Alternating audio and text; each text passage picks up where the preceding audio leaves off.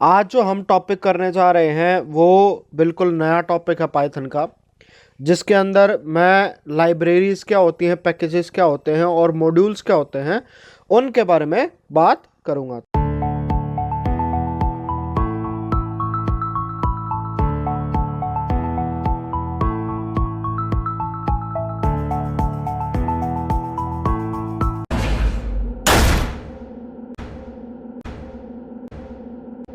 Hello everyone, मैं हूं सुमित कुमार नागर और कंप्यूटर गुरु हम में आपका स्वागत है। आज जो हम टॉपिक करने जा रहे हैं वो बिल्कुल नया टॉपिक है पाइथन का, जिसके अंदर मैं लाइब्रेरीज क्या होती हैं, पैकेजेस क्या होते हैं और मॉड्यूल्स क्या होते हैं उनके बारे में बात करूंगा। तो चलिए करते हैं शुरुआत। तो सबसे पहले जो बेसिक चीज़ आती है, हम सबने सुना है और आपको आइडिया भी होगा कि हमारे पास दो चीज़ें होती हैं, एक होता है मॉड्यूल और एक होता है पैकेजेस। पैकेजेस को लाइब्रेरी के नाम से भी कहा जाता है और मॉड्यूल तो है वो अलग ही चीज़ है। तो सबसे पहले जब शुरुआत करते हैं तो समझ लेते हैं कि पैकेज और मॉड्यूल में डिफरेंसेस क्या होता है। तो अगर मैं बात करूं मॉड्यूल की, तो मॉड्यूल का होता है एक सिंपल पाइथन की फाइल होती है जिसके अंदर फंक्शंस होते हैं, जिसके अंदर ग्लोबल वेरिएबल और उसके अंदर जो होंगे अपना एक नेम स्पेस होगा। फंक्शन कैसे होते हैं पाइथन में, किस तरीके से काम करते हैं, इसकी वीडियो मैं पहले बना चुका हूं। अगर ऊपर कोने में यहाँ पर हाईलाइट हो रहा होगा, यहाँ देखिए। अगर आपको फंक्शंस के बारे में नहीं पता है तो मेरी वो वीडियोस देख लीजिए, आपको उसके बारे में आइडिया हो जाएगा कि फंक्शन होते क्या हैं। और बात करते हैं मॉड्यूल की, तो मॉड्यूल के अंदर क्या होता है, बहुत सारे फंक्शंस या कलेक्शन ऑफ फंक्शंस जो आपस में रिलेट करते हैं, जिनके ऊपर एक साथ काम कर दिया जाता है। हम उनको कंबाइन कर देते हैं और कंबाइन करने के बाद जैसे एक पाइथन के प्रोग्राम को सेव करते हैं, उसको उसी तरीके से सेव कर लेते हैं। और फिर बाद में हम क्या करते हैं, अगर मान लो मैं कोई और प्रोग्राम लिख रहा हूँ और मुझे उसके अंदर ज़रूरत है जो मैंने पहले फंक्शन बनाया था कि सेम अगर काम करना है, तो मैं डायरेक्ट क्या करता हूँ, उस वाले मॉड्यूल को कॉल कर लेता हूँ। कॉल करके अपने प्रोग्राम में ऐड कर देता हूँ। तो जो मैंने पहले चीज़ लिखी हुई थी वो वाली फंक्शनैलिटी मेरे प्रोग्राम में ऐड हो जाएगी। तो ये थे बेसिक मॉड्यूल क्या होते हैं। फिर बात करते हैं हम पैकेजेस की। पैकेजेस में क्या हो गया, पैकेजेस आपका ये मान लो, जैसे आपको अगर मैं पैकेज दूँ, जैसे आपने बेसिक चीज़ों से अगर लाइब्रेरी का नाम सुना होगा, तो मैं पैकेज कहूँ या लाइब्रेरी कहूँ वो सारी एक बात होती हैं। मॉड्यूल की बात कर सकता हूँ, मॉड्यूल हो गया एक किताब के बराबर, और लाइव पैकेज जो हो गया वो होगी पूरी लाइब्रेरी के बराबर। यानी कि पैकेजेस के अंदर क्या हो सकते हैं, कलेक्शन ऑफ मॉड्यूल हो सकता है। मॉड्यूल का मतलब है उसके अंदर बहुत सारी किताबें हो सकती हैं और उस मॉड्यूल के अंदर अलग अलग चीज़ें रहेंगी। मॉड्यूल में और पैकेजेस में क्या डिफरेंस रहेगा, जो मॉड्यूल के अंदर होगी वो एक फाइल होगी जिसका नाम बिल्कुल एग्जैक्टली ये होगा underscore init underscore dot P Y. अगर ये उसके अंदर किसी भी, अगर मैं मॉड्यूल के अंदर अगर काम करता हूँ और उसके अंदर मैंने ये एक फाइल बना दी, तो वो क्या होगा, वो मॉड्यूल से लाइब्रेरी बन जाएगी। पैकेजेस क्या करेंगे, पैकेजेस में बहुत सारे कलेक्शन ऑफ मॉड्यूल्स होगा। सिंपल से यही बात है, मॉड्यूल आपका एक किताब के बराबर है और पैकेज आपका एक पूरी की पूरी लाइब्रेरी के बराबर है, जिसके अंदर से जो चीज़ें मैं चाहूँ वो चीज़ें एक्सेस कर सकता हूँ। और फंक्शंस की अगर मैं बात करूं, तो फंक्शन अगर आप ये लगा सकते हो, तो जो किताब के अंदर एक चैप्टर होता है उसको मैं फंक्शन के तौर पर कह सकता हूं।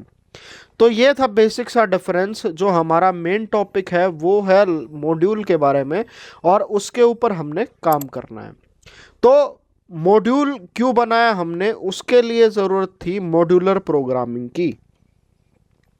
मॉड्यूलर प्रोग्रामिंग से मतलब हमारा क्या होता है, अगर मैं आपको मेडिकल टर्म का एग्जांपल दूं, जैसे कोई भी डॉक्टर होता है तो हमारे पास ये चीज़ें नहीं होती कि एक ही डॉक्टर होगा वो हर एक चीज़ का इलाज कर सकता है। हमारे पास क्या होते हैं, अलग अलग चीज़ें होती हैं। जैसे आपका ऑर्थोपेडिक अलग हो गया, न्यूरो सर्जन अलग हो गया, आई डॉक्टर अलग हो गया। अगर मैं पेडियाट्रिशियन की बात करूं यानी कि जो बच्चों का डॉक्टर हो गया वो अलग हो गया आपका, फिर डेंटिस्ट अलग हो गया आपका। फिर ऐसे ही हमारे जो अलग अलग बॉडी पार्ट्स होते हैं उसके कॉरस्पॉन्डिंग अलग अलग डॉक्टर होते हैं।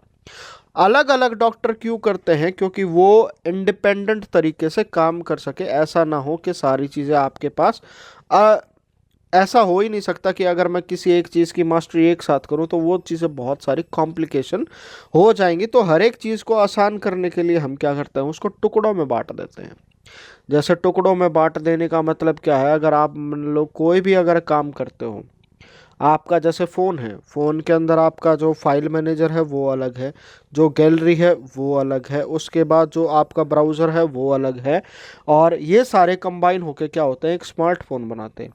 अगर मान लो आपके पास कोई एक ही एप्लीकेशन है तो ऐसी होती कि जिसमें ये सारी चीज़ें आपस में रिलेटेड होती, तो आपको ये कभी डिफरेंस पता ही नहीं चलता। अगर उसमें कोई भी एक चीज़ ख़राब हो जाती है तो आपका पूरा का पूरा जितना भी फंक्शन है वो सारा खराब हो जाता है। तो मॉड्यूलर प्रोग्रामिंग से हम क्या कर सकते हैं, कोई भी बड़ी टास्क हो गई, यानी कि कोई भी बड़ा अगर मेरे को प्रोग्राम बनाना है, कोई भी बड़ा सॉफ्टवेयर बनाना है, तो उसके अंदर मैं क्या करता हूँ, हर एक पार्ट जो होगा, हर एक फंक्शनैलिटी जो होगी, उसके छोटे छोटे टुकड़े बना देता हूँ। और वो टुकड़े इस तरीके से बनाएंगे कि आपस में उन दोनों का रिलेशन ऐसा ना हो कि अगर मान लो कोई एक चीज़ खराब हो जाती है तो सॉफ्टवेयर की बस वो एक ही चीज़ खराब हो, उसकी वजह से पूरा का पूरा सॉफ्टवेयर खराब ना हो।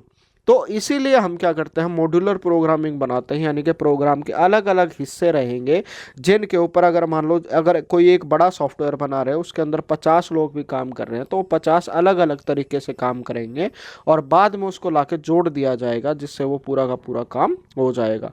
अब अगर एक ही बंदा अगर इस 50 चीज़ों के ऊपर काम कर पाएगा तो ऐसा नहीं होता है। तो और मॉड्यूल से बनाने में ये मॉड्यूलर प्रोग्रामिंग का ये फ़ायदा और होता है कि मान लो अगर आपने कोई भी एक फंक्शनैलिटी डिफ़ाइन कर दी, जैसे अगर मैं बात करूं, अगर मैं एंड्रॉयड फ़ोन की बात करूं, अगर आप एंड्रॉयड के ऊपर काम करते हो तो टच कैसे काम करेगा, टच का रिस्पॉन्स क्या होगा, अगर मैं टच के ऊपर क्लिक करूंगा तो वो रिस्पॉन्स जाएगा। तो ये वाला मॉड्यूल जो है एंड्रॉयड ने पहले ही बना कर रख लिया और वो हर एक एप्लीकेशन के अंदर यूज़ होता है। तो इसका मतलब हर एक एप्लीकेशन को मैं ये नहीं बताऊंगा कि अगर वो स्क्रीन के ऊपर कहीं टच कर रहा है तो उसके लिए क्या काम करना होगा, या माउस का कोई बटन दबा रहा है या कीबोर्ड से कुछ भी टाइप कर रहा है, उसके लिए उसको बार बार वही प्रोग्राम नहीं करनी पड़ेगी। ये बने बने मॉड्यूल होते हैं, इसको वो अपने प्रोग्राम में ऐड करेगा। उसको जैसे माउस की फंक्शनैलिटी मिल जाएगी, कीबोर्ड की मिल जाएगी, टच की मिल जाएगी, माइक की मिल जाएगी और कैमरे की मिल जाएगी। तो मॉड्यूलर प्रोग्रामिंग का मतलब हमारे पास, अगर मैं बाय टर्म बात करूं, refer to the process of breaking a large unwieldily programming task into separate smaller and manageable sub task, यानी कि एक बहुत बड़ा काम हुआ उसको छोटे छोटे हिस्सों में बांट दिया गया जिसको मॉड्यूल बोला गया, ताकि हिस्सों के ऊपर जो है अलग अलग लोग काम कर सके और बाद में अगर कोई भी ऐसी चीज़ें बनती हो उसको मैं कुछ एक काम करने के बजाय दूसरे सॉफ्टवेयर भी यूज़ कर सकूँ।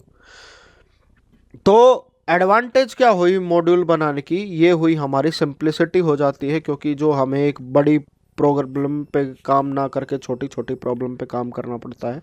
मेंटेनेबिलिटी है, यानी कि बहुत चीज़ों को मेंटेन करना आसान हो जाता है। अगर मेरे चीज़ में कहीं मेरे सॉफ्टवेयर में कोई एक ख़राबी हो रही है तो मैं ये पता कर सकता हूँ कि ये पर्टिकुलर इसी मॉड्यूल में हो रही है, इसके अलावा कहीं और ख़राबी नहीं है। रीयूजेबिलिटी, जैसे ही मैंने आपको बताया था कि अगर मैंने कोई भी एक भी मॉड्यूल बना लिया है उसको मैं साथ साथ यूज़ कर सकता हूं दूसरे प्रोग्राम के अंदर भी। और स्कोपिंग क्या होती है, जैसे अगर मान लो मैंने कहीं पर एक वेरिएबल बना लिया है, कहीं पे कुछ एक प्रोग्राम बना लिए हैं, उसी को मैं दूसरे में यूज़ कर सकता हूं। तो ये था मॉड्यूल के बारे में। इसको समझाने के लिए हमें प्रोग्रामिंग में कैसे लगेंगे उसके लिए मैंने आपके लिए अलग अलग से प्रोग्राम बना रखे हैं, वो मैं दिखा देता हूँ। तो उसके लिए हम क्या करेंगे, सबसे पहले अपना आईडीएल ओपन करेंगे। आइडियली में मैंने प्रोग्राम पहले ही बना के रखे हुए थे ताकि अगर मैं इसके ऊपर काम करूं तो बार बार में इसको यूज़ ना करना पड़े। तो ओपन कर लेते हैं। तो सबसे पहले जो है अपना फोल्डर ओपन कर लेता हूं और उसके अंदर जो सबसे पहले प्रोग्राम मैंने बनाया है वो है एक area.py करके। हमने क्या किया है, इसके अंदर जो है फंक्शंस बनाए हुए हैं। तो कोड बाय कोड मैं आपको लाइन बाय लाइन बताता चलूंगा कि प्रोग्राम कर क्या रहा है और कैसे क्या काम करता है। तो सबसे पहले अगर मुझे कोई पैकेज या लाइब्रेरी अपने प्रोग्राम में चाहिए तो उसके लिए हमें क्या कीवर्ड यूज़ करना पड़ता है, उसके लिए हम इंपोर्ट कीवर्ड यूज़ करते हैं और बाद में उस लाइब्रेरी का नाम। तो math.py है वो हमारी पाइथन के अंदर जो इसकी बेसिक फाइल होती है उसके अंदर ऑलरेडी आती है। इसको हमें अलग से डाउनलोड करने की ज़रूरत नहीं पड़ती। वरना हमारे पास क्या होता है, जैसे अगर मान लो मेरे को आर्टिफिशियल इंटेलिजेंस पे काम करना पड़ा या किसी और टॉपिक के ऊपर काम करना पड़ा, तो बहुत सारी लाइब्रेरी ऐसे भी होते हैं जो पाइथन में डाउनलोड होते हैं और फिर उसके ऊपर काम हो जाता है। तो कोई भी पैकेज अगर मुझे अपने प्रोग्राम में यूज़ करना है तो उसके लिए हम क्या यूज़ करते हैं, इंपोर्ट कीवर्ड यूज़ करते हैं और फिर उस लाइब्रेरी का नाम आ जाता है। तो यहाँ पर मैंने क्या कर रखे है, इसके ऊपर मैंने यहाँ पर 3 फंक्शन जो है वो डिफाइन कर रखे हैं। एक सर्कल का एरिया बनाएगा, एक स्क्वायर का एरिया बनाएगा और रेक्टेंगल का एरिया बताएगा। तो इससे पिछली क्लासेस में मैंने जब फंक्शन पढ़ाया था तो उस टाइम पर मैंने बात बताई थी कि कोई भी अगर फंक्शन डिफाइन करना होता है तो उसके लिए DEF कीवर्ड यूज़ होता है, जो कि शॉर्ट होता है डिफाइन के लिए। डिफाइन ये मैंने यहाँ पर कर रखा सर्कल अंडरस्कोर एरिया, ये हो गया फंक्शन का नाम और इसके अंदर जो पैरामीटर आएगा वो होगा रेडियस। फिर उसके बाद हमें पता है कॉलन स्टेटमेंट लगा देते हैं अगर हमारी कंपाउंड स्टेटमेंट होती है और फंक्शन की डेफिनेशन के बाद यहाँ पर कॉलन आता ही आता है। फिर उसके बाद रिटर्न वो होती है जहाँ से जो वैल्यू ये भेजेगा उसके लिए जो मैंने यूज़ कर रखा है, हमने यहाँ पर एक स्पेसिफिक चीज़ यूज़ कर रखी है, मैंने लिखा हुआ है math.py। तो ये पाई जो है जिसकी वैल्यू 3.142 होती है वो हमारी मैथ जो लाइब्रेरी है उसके अंदर डिफाइन है। अब उसके अंदर जो डिफाइन है उसका कोई भी पार्ट मेरे को यूज़ करना है तो उसको कैसे यूज़ किया जाता है, यहाँ पर आ जाता है लाइब्रेरी का यानी कि आपके पैकेज का नेम और उसके बाद डॉट लग जाता है और फिर उसकी जो चीज़ हमें यूज़ करनी है वो आ जाती है। तो math.py जो है उसका यूज़ भी आप साथ साथ कर देंगे, आज की क्लास में मैं बता दूंगा। बाकी मैथ के जो इससे अगली क्लास में बनाऊंगा उसके ऊपर हम मैथ के ऊपर ही काम करेंगे, जिससे मैथ वाले अलग अलग फंक्शन हम यूज़ करेंगे। तो यहाँ पर जो मैंने रिटर्न कर दिया है math.py multiply by radius multiply radius, जो क्या होता है सर्कल का एरिया कैलकुलेट करने के लिए हमारे पास होता है, जिसको हम कहते हैं पाई इंटू आर स्क्वायर। इसी तरीके से हमने स्क्वायर का एरिया बना रखा है जिसके अंदर हमने पैरामीटर जो ले लिया वो साइड ले लिया है। रिटर्न कर रहा हूँ मैं साइड का स्क्वायर जो कि स्क्वायर का एरिया होता है। और इसी तरीके से हमने रेक्टेंगल का एरिया बनाया है जिसके अंदर लेंथ और ब्रेड्थ जो होगा वो इनपुट होगा और जो इसके अंदर जो वैल्यू डलेंगी वो होती है लेंथ इंटू ब्रेड्थ। तो ये चीज़ें रिटर्न करेगा। तो सिंपल सा ये प्रोग्राम था, इसको मैंने सेव कर रखा है। यहाँ पर अगर आपको दिख रहा होगा, मैं मैग्नीफाई करके दिखा देता हूँ आपको। तो यहाँ पर देखिए जो मैंने इसका नाम जो लिखा हुआ है वो है area.py। तो मैंने यहाँ पर क्या है सिंपल सा एक काम कर रखा है, उसके लिए हमने बस एक जो है एक फाइल बनाई है जिसके अंदर मैंने फंक्शन बनाया है और इसके अलावा कुछ भी नहीं किया है। यहाँ पर इंपोर्ट कर रखा हमने एक लाइब्रेरी को। फिर उसके बाद मैं क्या करता हूँ आपको दूसरी फाइल ओपन करके दिखा देता हूँ और उसके अंदर जो हमने फाइल ली है वो है math.1। अब जैसे ही हमने यहाँ पर क्या किया था, मैथ बनाया था जैसे लाइब्रेरी थी, तो हमने जो फाइल बनाई थी जो area.py था उसको मैंने क्या कर दिया है, उसको यहाँ पर इंपोर्ट कर दिया है। इंपोर्ट करने का मतलब है जो area.py था मैंने वो एक मॉड्यूल बना दिया या वो एक पैकेज बना दिया जिसको मैं अपने प्रोग्राम में यूज़ कर रहा हूँ। उनके लिए मेरे को क्या करना पड़ेगा, मेरे को इस बात का ध्यान रखना पड़ेगा जो ये वाला फंक्शन जहाँ पर भी सेव है उसके पास ये वाली फाइल भी सेव होनी चाहिए उस वाले एरिया में। अगर उस वाले फोल्डर में ये वाली फाइल नहीं होगी तो काम नहीं करेगा। यहाँ पर मैंने क्या किया है, प्रिंट जैसे ही मैंने इससे पिछली वाली में यहाँ पर बताया था मैथ डॉट जो इसके अंदर यूज़ होती है वो वाली वैल्यू यूज़ हो जाती है। तो मैंने यहाँ पर क्या कर दिया है प्रिंट एरिया डॉट। अब यहाँ पर जो फंक्शन था सर्कल एरिया, इसके अंदर रेडियस की वैल्यू जा रही थी। रेडियस की वैल्यू क्या दे रखी है मैंने यहाँ पर 7 दे रखी है। इसी तरीके से प्रिंट कर रखा मैंने एरिया डॉट स्क्वायर एरिया, उसके अंदर मैंने वैल्यू दे दी है 10, और एरिया डॉट रेक्टेंगल एरिया, इसके अंदर मैंने 2 वैल्यू दे दी है 20 × 40। तो यहाँ पर क्या बात हुई, हमने यहाँ पर क्या किया है, मैंने जैसे ये वाला जो प्रोग्राम बनाया था इसको एज ए मॉड्यूल बना दिया है, और जो मैंने ये मॉड्यूल बनाया था इसको मैंने एक अलग प्रोग्राम बनाया है जिसके अंदर मैं यूज़ कर रहा हूँ। अब यहाँ पर जो मैंने फंक्शन डिफाइन कर दिया उसको मुझे यहाँ डिफाइन करने की ज़रूरत नहीं पड़ेगी, मैं इसको डायरेक्ट एक्सेस कर सकता हूँ। यानी कि जो एक बार मैंने चीज़ बना दी है उसी चीज़ को मैं दोबारा यूज़ कर रहा हूँ, मेरे को सारा प्रोग्राम में बार बार वो चीज़ें नहीं लिखनी पड़ रही हैं। फिर उसके बाद जो था इसी तरीके से मैंने स्क्वायर एरिया को यूज़ किया और रेक्टेंगल एरिया को यूज़ किया। इसी तरीके से अगर मैं इसको रन करके दिखाता हूँ तो जैसे ही मैं रन करूँगा यहाँ पर देखिए मेरी जो फाइल जो करंटली रन होगा वो math1.py रन होगा, और इसके अंदर बस हमारे पास प्रिंट में है और ये वाली सारी चीज़ें हैं। अगर मैं इसको रन करता हूँ तो यहाँ पर देखिए, यहाँ पर इसने हमें क्या दे दिया है, इसने हमें जो वैल्यू कैलकुलेट हुई math.py मल्टीप्लाई बाय रेडियस वो वैल्यू आ गई। फिर उसके बाद उसने हमें स्क्वायर का एरिया दे दिया और यहाँ पर रेक्टेंगल का एरिया दे दिया। तो इस तरीके से हम क्या कर सकते हैं, एक लाइब्रेरी को भी यूज़ कर सकते हैं। अगर मैंने कोई मॉड्यूल बनाया है तो उसको भी दूसरे प्रोग्राम में यूज़ कर सकते हैं। और उसको यूज़ करने के लिए हमारे पास तरीका क्या होता है, हम इंपोर्ट कीवर्ड यूज़ करते हैं। अगर मैंने इंपोर्ट किया है और यहाँ पर जो है पैकेज का नाम या लाइब्रेरी का नाम या मॉड्यूल का नाम अगर मैंने लिखा है, फिर उसके बाद अगर इस चीज़ के अंदर जो भी डिफाइन है, यानी कि इस फाइल के अंदर जैसे अभी मैंने यहाँ पर एरिया किया था, तो इस फाइल के अंदर जो भी चीज़ें डिफाइन थी, यहाँ पर 3 चीज़ें डिफाइन थी, उनको एक्सेस करने के लिए हमें क्या करना पड़ेगा, उसके लिए मॉड्यूल का नाम डॉट और जो उसके अंदर जो चीज़ें हैं, जो फंक्शन यहाँ पर डिफाइन है उसको एज इट इज़ लिखना पड़ेगा। अगर यहाँ पर कोई स्पेलिंग मिस्टेक हो जाती है, अगर मैं मान लो रेक्टेंगल की स्पेलिंग EL कर देता हूँ, फिर उसके बाद अगर इसको सेव करके अगर मैं रन करूँगा तो हमारे पास यहाँ पर क्या हो जाएगा, जैसे देखिए एट्रीब्यूट एरर आ जाएगा कि मॉड्यूल एरिया है नो एट्रीब्यूट रेक्टेंगल एरिया। यानी कि जो मैं एरिया फाइल के ऊपर मॉड्यूल के अंदर काम कर रहा हूँ उसमें ये वाला फंक्शन नेम है ही नहीं। इसको अगर मैं ठीक करके एक बार अगर आपको दोबारा रन करके दिखा देता हूँ तो अभी देखिए ये दोबारा हमारा जो प्रोग्राम है वो बिल्कुल ठीक से रन हो जाएगा। तो ये था एक तरीका के इंपोर्ट के साथ हमें अगर कोई भी मॉड्यूल इंपोर्ट करना है तो उसके ऊपर कैसे काम करेंगे। अगर मान लो अगर हमारे पास ज़रूरत होती है कि मुझे सिर्फ एक ही फंक्शन चाहिए, यहाँ पर जो है मैंने आपको बहुत छोटी फाइल बना रखी है, हमारे पास ऐसे होते हैं उसमें मान लो 10 फंक्शन है 100 फंक्शन है और वो सारी चीज़ें आ जाती हैं, तो मेरे जो प्रोग्राम की फ़ाइल का साइज़ है वो बढ़ जाता है। तो उसको कम करने के लिए हम क्या यूज़ करना चाहिए, अगर मैं चाहूँ कि मैं इसका एक स्पेसिफिक जैसे सर्कल का एरिया है वही लेना चाहता हूँ, बाकी और चीज़ें नहीं चाहता, तो उसके लिए हम क्या करेंगे, उसके लिए हम यहाँ पर क्या कर देते हैं कि जैसे जो हमने लिखा है उसके बाद जो हमारी लैंग्वेज चेंज हो जाएगी, ऊपर इंपोर्ट करने का तरीका चेंज हो जाएगा। हम लिखेंगे फ्रॉम, फिर उसके बाद यहाँ पर पैकेज का नाम जो है एरिया, उस एरिया में से मुझे पर्टिकुलरली क्या फंक्शन चाहिए वो है सर्कल एरिया। तो यहाँ पर जैसे ही मैं प्रिंट सर्कल एरिया करूँगा तो यहाँ पर वो क्या करेगा, सिर्फ सर्कल एरिया यानी कि सिर्फ इतने टेक्स्ट को यहाँ पर इस प्रोग्राम में ऐड करेगा, इससे ज़्यादा ऐड नहीं करेगा। अगर मैं इसके ऊपर रन करके दिखा देता हूँ तो रन करने पर जो है डेफिनेट वैल्यू आ रही है। अगर इसी चीज़ को अगर मैं यहाँ पर चेंज कर देता हूँ और मैं यहाँ पर कर देता हूँ स्क्वायर,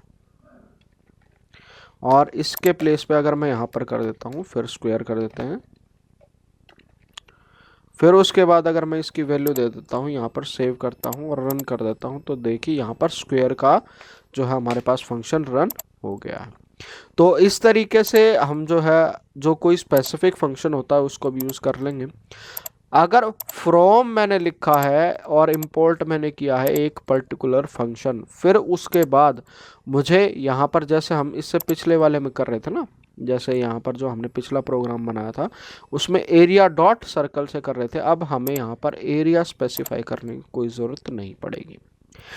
इसी तरीके से फिर जो तीसरा मेथड होता है हमारे पास, जो अलग मेथड है वो है इंपोर्ट करने के लिए, उसके लिए भी मैं बता देता हूँ, और वो हो जाता है इंपोर्ट में आपका इंपोर्ट स्टार।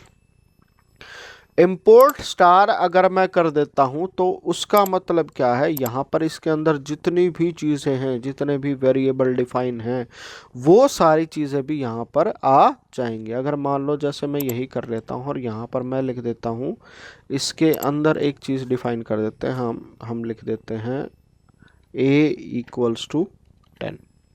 तो यहाँ पर जो है इस फाइल को अगर मैं सेव कर देता हूँ a = 10, और इसके बाद अगर मैं यहाँ पर करता हूँ प्रिंट a, फिर उसके बाद इसको सेव करके हम चेक करेंगे कि जैसे अगर मैं इसको रन करता हूँ तो यहाँ पर देखिए, जो इस वाले प्रोग्राम में जो यहाँ पर जो मैंने यहाँ पर जो हमारी जो मॉड्यूल था उसके अंदर जो वेरिएबल की वैल्यू भी डिफाइन थी वो भी डायरेक्टली एज इट इज़ हमारे पास यहाँ आ गई। यानी कि जो भी मैं फंक्शन कर रहा था, फंक्शन तो आ ही रहे थे। स्टार अगर मैं कर देता हूँ, अगर मैं यहाँ पर स्टार वैल्यू लिख देता हूँ तो इसका मतलब है इसके फंक्शन भी और जो वेरिएबल भी हैं वो भी एज इट इज़ हमारे पास आ जाते हैं। तो ये तरीके थे, इस तरीके से हमने आज देखा कि हम लाइब्रेरी कैसे बना सकते हैं। लाइब्रेरी के बाद कोई अगर मैं मॉड्यूल बनाना चाहूँ तो मॉड्यूल कैसे बना सकते हैं और उसको कितने अलग अलग तरीके से हम अपने प्रोग्राम में यूज़ कर सकते हैं। और अगर मैं मॉड्यूलर प्रोग्रामिंग यूज़ करता हूँ तो उससे हमारे जो प्रोग्रामिंग के ऊपर है, जो हमारे प्रोग्राम के ऊपर क्या क्या असर पड़ता है। तो आई होप आपका कंसेप्ट क्लियर हुआ होगा। अगर इसके बाद भी अगर आपका कोई डाउट रहता है तो श्योरली कमेंट कीजिएगा, और मैं कोशिश करूँगा कि आपका डाउट जितनी जल्दी हो सके उतनी जल्दी मैं रिजॉल्व कर सकूँ। और अगर आप चैनल पर मेरी वीडियो पहली बार देख रहे हैं तो मैं रिक्वेस्ट करूँगा कि आप जो है चैनल को लाइक करें, सब्सक्राइब करें और इसके साथ साथ बेल आइकन प्रेस कर लें, जिससे जब भी मैं नेक्स्ट लेक्चर अपलोड करूं आपके पास सबसे पहले नोटिफिकेशन आ जाए। तो आज की वीडियो में इतना ही। Thank you all, thank you for watching.